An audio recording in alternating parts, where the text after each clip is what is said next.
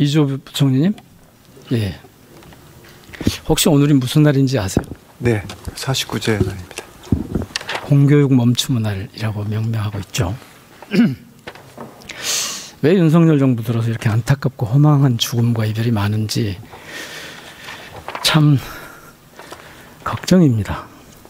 삼가 고인이 되신 서이초, 신목초, 군산지역초등학교, 용인고등학교 선생님의 명복을 빌면서요. 유가족 여러분께도 깊은 위로 말씀을 드립니다. 장관님, 오늘 공교육 멈춤의 날 누가 지정했습니까? 일부 교사들이 자의적으로 정한 날이죠. 이런 날은 왜 만들어졌습니까? 뭐 고인을 추모하고 또 동시에 그 추락한 교권 회복에 대한 그 목소리를 내기 위해서라고 생각합니다. 뭐 한마디로 말씀드리면 그 추모하고 공교육 정상화 의지가 담겼다 이렇게 볼 수 있겠죠. 예. 그런데 오늘 교사들의 이 추모제 참가 때문에 연가를 내는 교사들이 많이 있다고 합니다. 연가는 교원의 권리입니까? 아닙니까? 네, 권리입니다. 권리죠. 그런데 왜 연가를 내면 위법이다. 특히 그 추모제에 가면 집단 행동에 해당된다. 막으려고 하십니까? 권리인데. 네, 사실 학교라는 공간이 또 학생들의 또 그 학습권 또 인권이 또 존중돼야 좋습니다. 그걸 한번 따져보시게요. 교장은 임시 휴업을 정할 수 있는 권한이 있습니까? 없습니까? 그 법령에 따라서 할 수 있죠.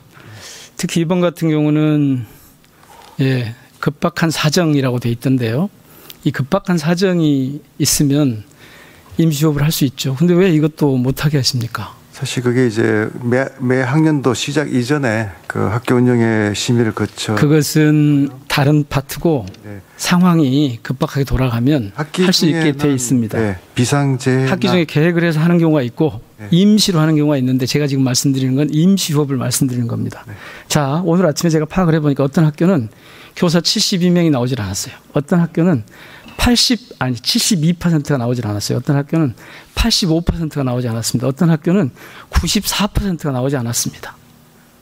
긴박한 상황입니까? 아닙니까? 교장 입장에서. 네, 의원님 이 부분에 대해서는 사실 오늘이 뭐 의원님 지적하신 대로 고인을 추모하고 또 위로 아니, 긴박한 상황이에요? 아니에요? 그 부분은 저희가 종합적으로 판단하겠습니다. 긴박한 상황이 맞잖아요. 교사가 없어요. 94%, 85%의 교사가 존재하지 않는 학교 현장이 긴박하지 않습니까?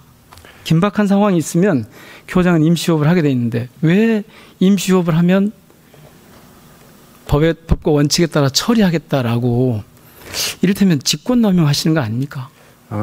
그런 뜻은 전혀 아니고요. 지금 그 대부분의 학교들이 그 학생과 함께 그 추모하고 또 지금 이제 아니, 그것은 장관님이 결정할 문제가 아니죠. 학교에서 급박한 상황이 벌어져서, 즉 교사가 출근을 못해서 안에서 혹은 연가를 많이 내서 대부분의 교사가 없어요. 그럼 급박한 상황이 벌어진 거잖아요. 그거는 교장이 알아서 결정할 문제이지 교육부 장관이 나서가지고 그 교장 징계권이 교육부 장관한테 있는 거 아닙니까? 그래서 지금 그러시는 건데 그 좀 그렇게 협박을 하시는 거 아닙니까? 혼내겠다. 의원님도 잘 아시다시피 저도 학교의 자율성을 누구보다도 더 존중하고자 지금 정책을 추진하고 있고요. 그런 부분에서 종합적으로 판단하겠습니다. 그러면 지금 보내신 공문은 학교에 보낸 공문은 아직 정확하게 이 부분에 대해서 어떻게 처리하겠다 이게 정해지지 않은 상태네요? 그 공문에 이제 아시다시피 이제 그 Q&A에서 네, 좋습니다. 거기에 뭐 그렇게 돼 있어서 그런 건데, 자, 지금 아까 학습권을 침해받게 된다고 그러셨잖아요. 학습권이 침해받지 않으려면 정상적으로 수업이 이루어져야 되죠. 맞습니다. 그런데 지금 정상적으로 수업이 이루어질 수 없어요. 휴업을 하면 다음에 다시 수업 시간을 확보하게 돼 있습니다. 그렇죠? 임시휴업이든 운영위원회 심의 거쳐서 했던 휴업이든 그렇게 돼 있죠? 네네. 자, 오늘 이런 학교들은 어떻게 하냐면 교사가 없으니까 교실에 한 군데로 모읍니다. 강당으로 다 모여요. 모여서 거기서 교장이나 교감이나 몇몇 한두 명의 교원들이 관리를 합니다.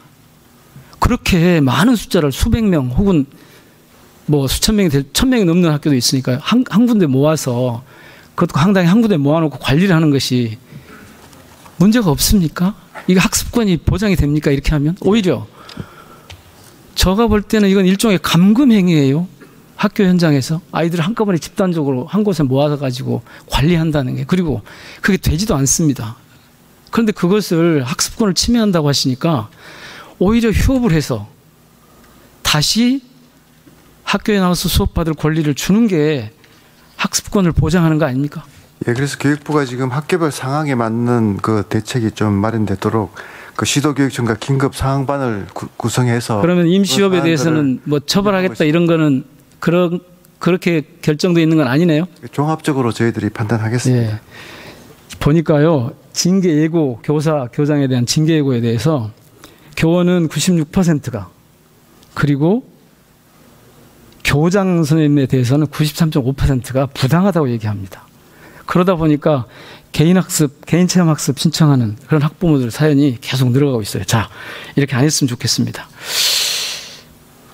아시잖아요.